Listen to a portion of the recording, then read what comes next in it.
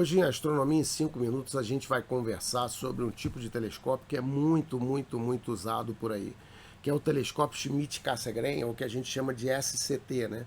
Esses telescópios que são fabricados principalmente pela MIDI Corporation lá nos Estados Unidos e pela Celestron, né? Agora é tudo na China, né? Mas essas duas marcas, elas fabricam esse tipo de telescópio. E a gente vai tentar explicar agora para vocês como que eles funcionam. Como que funciona o Schmidt-Cassegrain e por que ele foi feito? O Schmidt-Cassegrain ele foi feito porque eles precisavam fazer telescópios em escala. Um dos problemas do telescópio newtoniano é o espelho parabólico, que faz com que você tenha um processo de fabricação que não é automatizado, então é um processo lento, quase manual, tem muita etapa manual. Então eles queriam fazer uma fábrica com alguma tecnologia que eles pudessem fabricar telescópios em série, e mesmo assim telescópios bons, né? Então eles usaram a técnica Schmidt-Cassegrain. E o que é? Simplesmente você tem um espelho esférico, que é fácil de fabricar industrialmente. Esse espelho esférico normalmente é um F2, é um espelho hiper rápido, né? Você tem aqui um outro espelho secundário, que normalmente é esférico também, né? E você tem uma placa corretora. O que é isso? É um vidro que tem na frente. Como que funciona? Os dois, tanto o espelho secundário quanto o espelho primário, eles são fabricados em série, tá?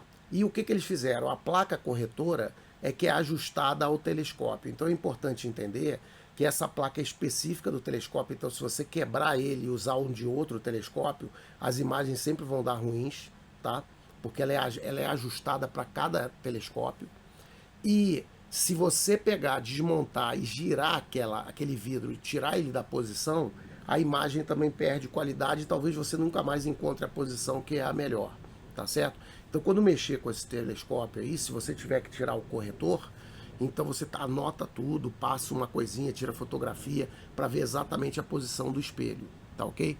Então, o principal uso desse telescópio é que, de um lado, ele é um telescópio que é muito pequeno, gastando menos material, né, saindo mais barato, e de outro, ele permite uma rápida industrialização dos espelhos. Os principais modelos são dessas duas marcas que vocês veem, que são os MIDI e os Schmidt, os Celestron. Você tem eles em vários tamanhos, começa com 6, 8, 10, 12, 14 na MIDI, né? E 16. E você tem na Celestron, eles fazem os modelos com tamanho um pouco diferente. Então ele tem 8, tem 9 e 1/4, tem 11, tem 14, o C14, né? Então, mas ele tem todo o range que você pode escolher desde os mais baratos aos mais caros, tá? O que tem de acessório para esse telescópio? Bom, esse telescópio é muito versátil, então ele tem muitos acessórios. O primeiro acessório é o redutor focal. Ele tem redutores focais de f6.3, f3.3, então você permite reduzir ele, a distância nativa dele, que é normalmente f10 ou f11, a razão focal, você pode reduzir ela a f6.3 ou até 3.3, ou ainda você comprar um Hyperstar, que se adapta em muitos Celestrons e alguns MIDI, tem que ver no site lá da starizona.com se o seu telescópio aceita ou não, se pode ser adaptado, que ele permite que você põe um Schmidt-Cassegrain a f1.9 ou f2. Então você vê que é um telescópio muito versátil, ele vai de f10 a f2, né?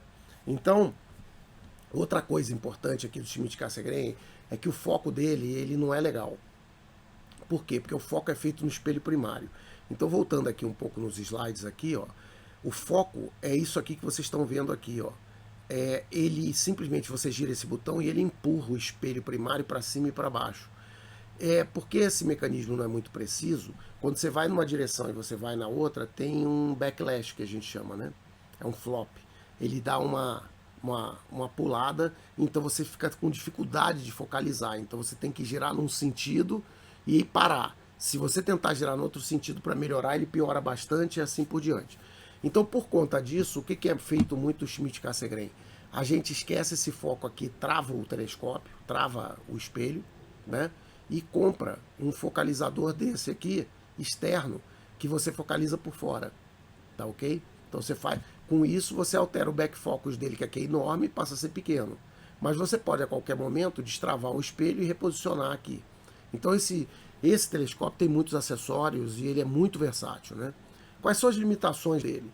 Ele tem uma grande obstrução, maior do que 33%. Ele é um telescópio muito pesado, né? Por isso precisa de uma montagem grande, normalmente, para o tamanho dele. O focalizador tem backlash e ele é um telescópio frágil.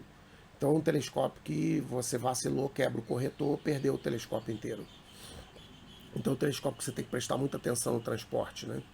Quais são as vantagens? Bom, pequeno tamanho, né? Porque um telescópio desse f10, imagina o tamanho que ele não ia ser. Ele é versátil, né? Como vocês viram, você pode fazer isso em vários níveis, né?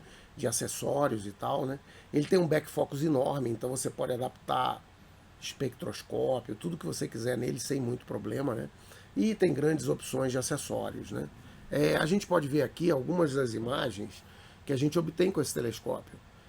Você pode, em alguns casos, você pode tirar imagens fantásticas. Então, você pode tirar imagens planetárias muito boas e tal. Só que o que acontece? Ele sempre, para a abertura dele, ele tira uma imagem pior do que ele poderia tirar num newtoniano ou num telescópio com uma tecnologia mais ou um refrator, tá certo? Então, apesar dele ser um telescópio para tirar imagens muito legais, ele sempre vai tirar, por exemplo, um de 14 polegadas. Se você tiver um newtoniano de 12, provavelmente você vai tirar imagens melhores do que um C14, entendeu? Tem uma proporção assim, é mais ou menos essa, um 12 vale um 14.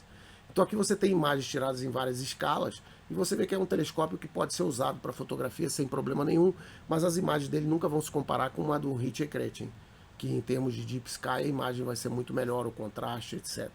Porque ele foi projetado para isso, né?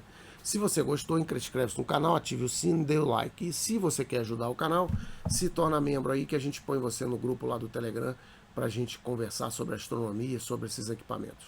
Então, valeu!